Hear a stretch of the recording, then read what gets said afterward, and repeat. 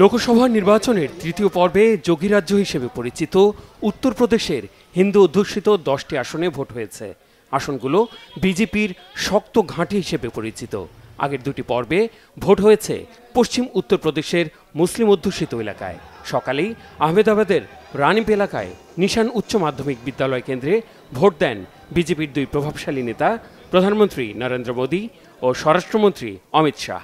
Voter উপস্থিতির record করার আহ্বান জানিয়ে টুইট করেছেন প্রধানমন্ত্রী মোদী।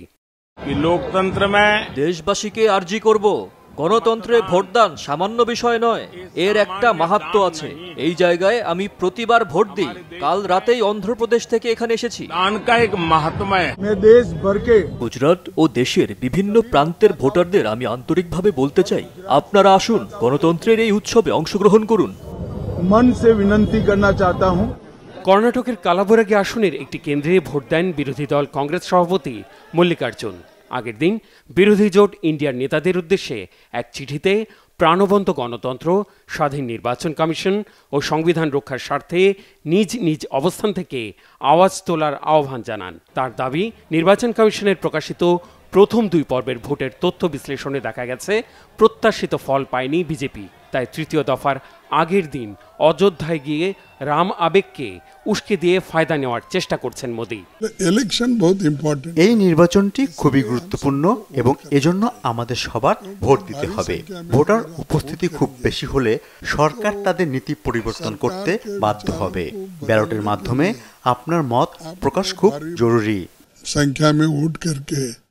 বিক্ষিপ্ত সহিংসতায় ভোট হয়েছে পশ্চিমবঙ্গের 4টি আসনে।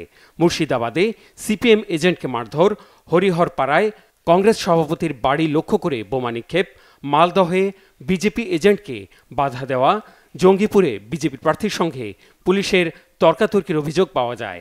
ডোমকলে সিপিএম এজেন্টকে মেরে বের করে দেওয়া এবং ভোটারদের বাধা দেওয়ার অভিযোগও উঠেছে তৃণমূলের বিরুদ্ধে।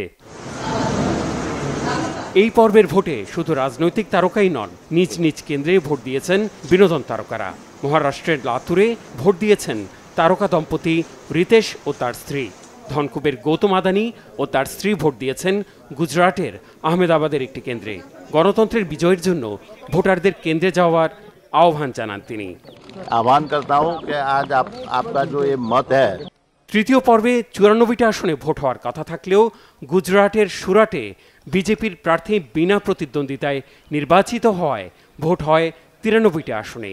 গত নির্বাচনে এই 93টির মধ্যে 72টিতেই জয় পেয়েছিল বিজেপি। এই পর্বে সর্বোচ্চ 25টি আসনে ভোট হয়েছে গুজরাটে। এছাড়া ভোট হয়েছে কর্ণাটক, মহারাষ্ট্র, উত্তরপ্রদেশ, মধ্যপ্রদেশ, ছত্তিশগড়, বিহার, আসাম, গোয়া, নগর হাভেলি এবং জম্মু ও কাশ্মীরে। চতুর্থ দফায় 96টি আসনে ভোট হবে আগামী 13ই মে। 1 জুন শেষ হবে 7 পর্বের লোকসভা নির্বাচন। ফলাফল প্রকাশ 4 June. Mehrab Hussain Khan, Bangla vision news desk.